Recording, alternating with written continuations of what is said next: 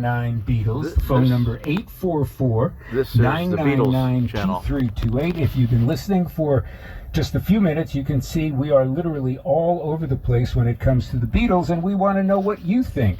844-999-2328. Steve in Massachusetts, what's on your mind? Line 4.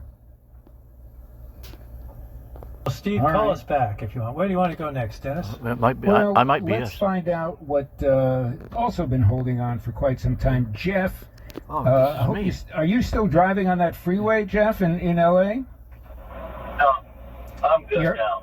Oh, good. Okay, good. I'm glad you got to a standing spot. This is me What's on your mind? What are you telling us about tonight?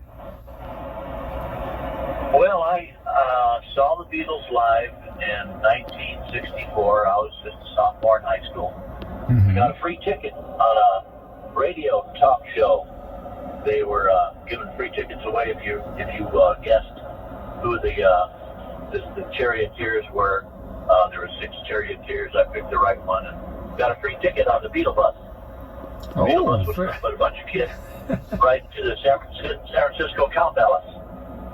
Wow. San Francisco Cow Palace, 1964. This was about 5 days ago. 24th. And so ever since then, I go ahead. We'll go with August 19th, but go ahead.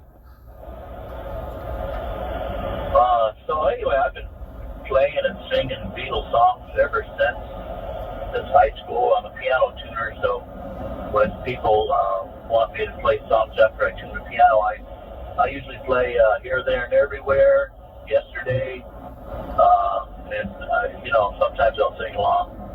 And I like The Long and Winding Road is one of my favorites. Those are some big piano songs. But Jeff, I have to ask you to go back to 1964 for a minute and tell us about what it was like on the Beatle bus. What was it like to be on a bus full of, I imagine, mostly kids going, was it all the way to San Francisco, or were you in San Francisco to begin with? No, I lived in Concord in the Bay Area. It's only about 35 miles from San Francisco. Concord, all right, so I'm imagining this is the real Magical Mystery Tour. Tell us about the Beatle bus of kids who had won contests to go see the Beatles. What was it like? Were they kids wearing Beatle wigs? Were they singing Beatles songs?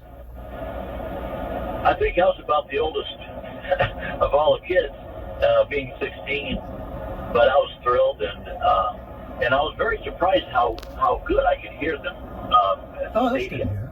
The Cow Palace. It was very clear, and I was impressed on how they started the show. They turned the lights almost all the way off to where you couldn't see the stage. And then you could hear them coming on stage, but you just couldn't see them. But all of a sudden, the lights came on, and then they started out, just you, yeah. So that's how they started out. They turned on the lights, and it was a great show. Yeah, that was actually the first show of the first tour here in America. Obviously, they had come here earlier in the year, done a few shows when they played the Sullivan Show, and went up and down the coast, played Washington. But in terms of their actual first tour, Cow Palace was the first night of the first Beatles tour here in America in '64, opening up in San Francisco. And what makes that kind of interesting is when they did their last tour in '66, they ended in San Francisco, of course, at Candlestick Park.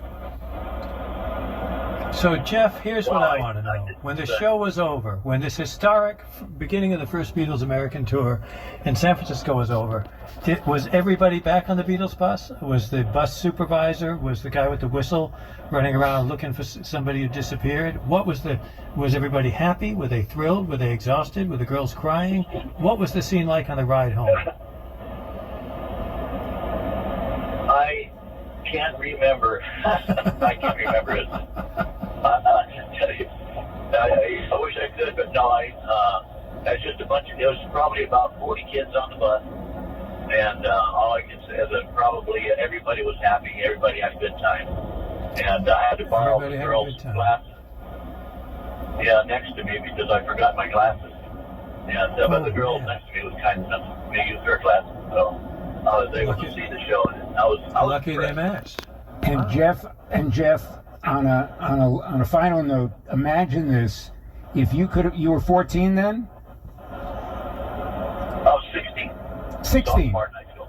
So imagine it's 1964. You're 16 years old, and could you ever have imagined all these years later, right? Almost 60 years later, you'd be talking about it on the radio, on a channel devoted totally to the Beatles. I mean, I think that's kind of, putting it all together. Epic. As the kids say now, I have a 14-year-old daughter, and as the kids say now, this is epic. I It couldn't is say epic. it better. Yeah. Jeff, thank you for an epic call. It's the Beatles Fab Forum. We still have time for a few more. 844-92328. 844-999-2328. Carol 9, what's on your mind? 2 years ago. Well, that was And August 9th. That radio show was August 9th, 4 days ago. Exactly. My whole And what a thing was, coincidence! I just when happened to I be driving heard about and the Beatles, recognized I that they were was like, playing really? Seriously? that What's recorded the Beatles? program. Far out. And so 2 years ago, I switched over to, just like So, to see that's it what for was now. on Channel 8.